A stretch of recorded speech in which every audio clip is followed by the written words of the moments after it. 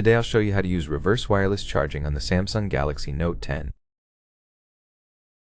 Open the notification panel by swiping down from the top of the screen.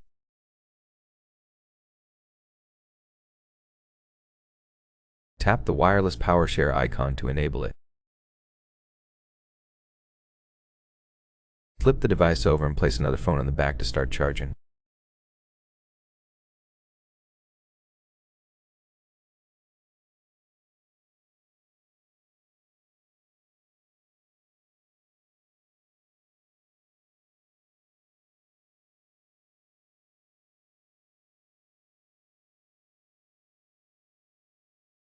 To stop, tap Cancel on the screen.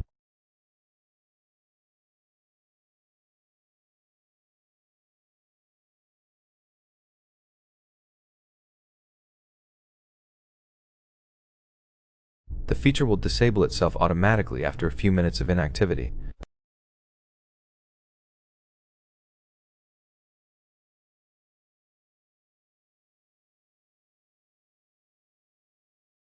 That's how you enable it, by pulling down the notification panel and tapping the power share icon.